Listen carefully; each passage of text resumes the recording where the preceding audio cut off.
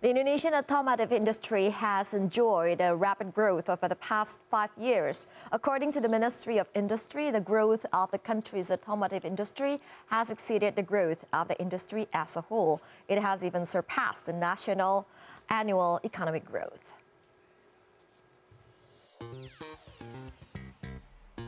Based on data from the Ministry of Industry, the domestic automotive industry grew 10.64% in 2022, exceeding the economic growth of 5% and the growth of the global car industry of 3% during the year. The automotive industry also accounts for about 8% of the country's GDP. Meanwhile, based on data released by the Association of Indonesian Automotive Industries, or GAIKINDO, exports, domestic sales, and production also continued to rise in the first quarter of 2023. Car exports increased by almost 40% to 133,928 vehicles from 95,720 vehicles in the first quarter in the previous year. The upward trend in car exports has been going on for the last few years. In 2022, exports of completely built-up or CBUs vehicles rose 40% to 473,602 vehicles from 294,639 vehicles in 2021. Meanwhile, completely knocked down or CKD vehicles rose slightly to 96%, 541 vehicles in 2022 from 91,964 vehicles in 2021.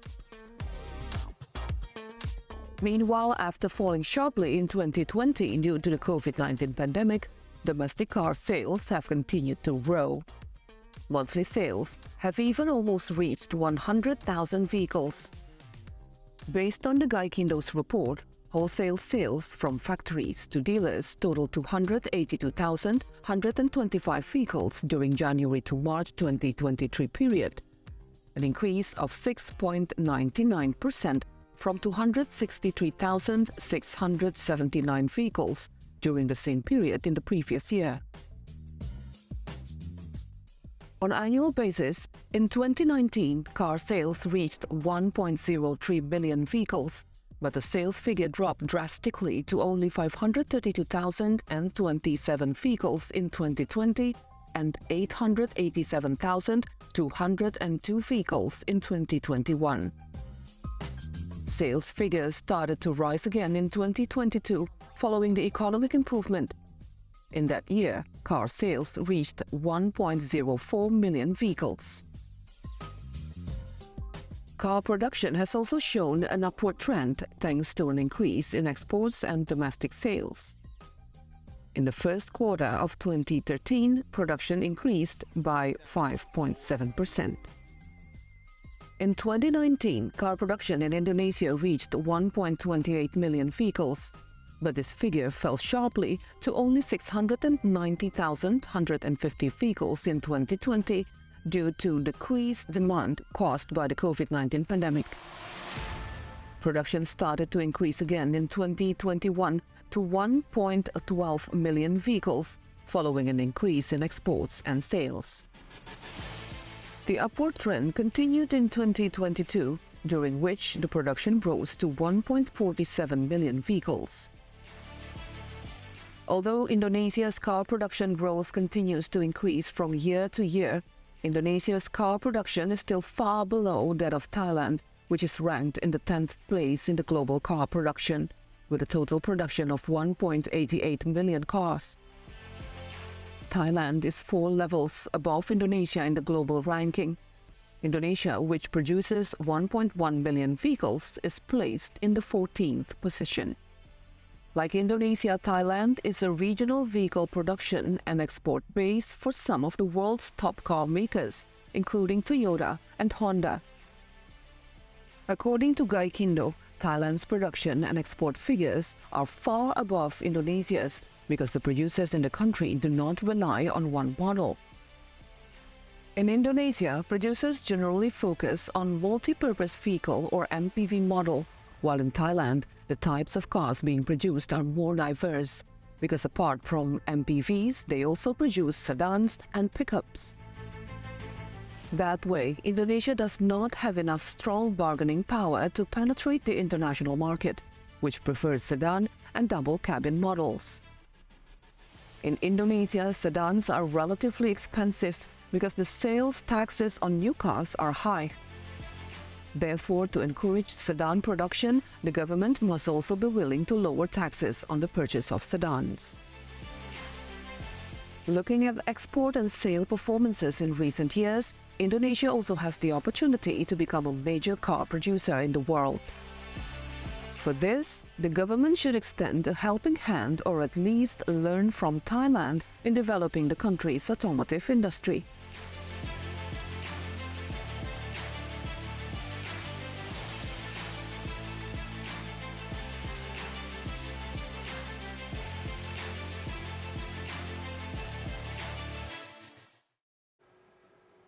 Yes, the Indonesian automotive industry has enjoyed a rapid growth during the past few years. The significant increase in exports has brought a new hope that the country can play a bigger role in the global car market. It is an honor for us to have this afternoon Pak Eko Listiyanto, the Deputy Director of the Institute for Development of Economics and Finance, or INDEF. He will share with us his point of views regarding this issue.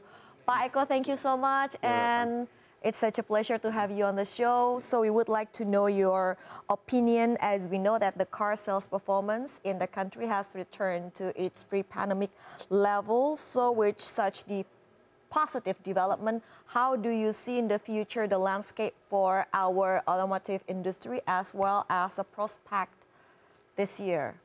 Yeah, I think overall the situation, especially in automotive industry, is optimism, I think, especially because if we look at the data of macroeconomics, last year our economic growth is about 5.3%. I think it is good signal for the real sector, especially for the automotive industry. And also for this year, the government tried to achieve at least 5.3% for the economic growth. It is a good signal so for the automotive industry. And if we look deeply in the connectivity between the automotive industry and banking sector, most of the buyer in car, in Indonesia especially, using credit from the banking sector. So the banking sector has to also grow in today, I think. So overall, for the automotive industry in this year and also in the next year, I think it's a green signal, I think. Green signal for Indonesian automotive industry. So 2024 is the election year. Do you think it will affect the ongoing uptrend of car and automotive industry in the country? Yeah, if we look at historical data in every election, in 2014, the production of the car is still high. It is about 1.2 million, I think, units, and also in 2019 also at least about 1 million production of cars. So I think there is no significantly effect of the election to the automotive industry or to the real sector. Even maybe in social media or in news, it's so heavy with the political issue, but I think for the real sector, it's still good as long as the government can maintain the stability of the security and also in social sector. I think it's enough to maintain the optimism of the automotive industry itself. So we don't have to worry about the upcoming political year. Yes, I think we're not to worry. But in the other hand, in 2023, we face the global uncertainty, right? Yes. So I think this is more the challenge has come from the global than the election years, I think. Yes, so global uncertainties affect more. So as we know that Indonesia's car exports fared better with annual growth of above 30% annually. Do you think that Indonesia has the chance to become a major global player in the car industry? Yeah, okay, yeah. We hope Indonesia one day will become global player, of course. But if we compare the data, especially if we compare with the Thailand, I think we need more. I think the government especially still need extra effort to make it happen, because like if we use Thailand as a benchmark, the Thailand produce more than Indonesia. I think at least maybe doubled for compared with Indonesia. So in this area, become a global player, I think is not easy, right? But yeah, with this signal increase in export, it is good for us to become a global player. But I think before we become a global player, we need to improve some area especially in our policy, and also in our infrastructure, especially for if I compare the competitiveness of Indonesia and Thailand, especially in manufacturing industry, Thailand is better than Indonesia so far. But we can say a comparative advantage that's come from Indonesia. The population is more than Thailand, so if we look at the data for the consumer, I think Indonesia is bigger than Thailand. So this is one of the areas that we can improve to make sure that one day we become a global player, at least same with Thailand. Yes, Thailand has become the 10th largest car manufacturers, while Indonesia is on 14th position. 14. Well, you mentioned actually we have bigger market, and you also stated about policies and infrastructure. So what needs to be done by our government regarding policies as well as infrastructures?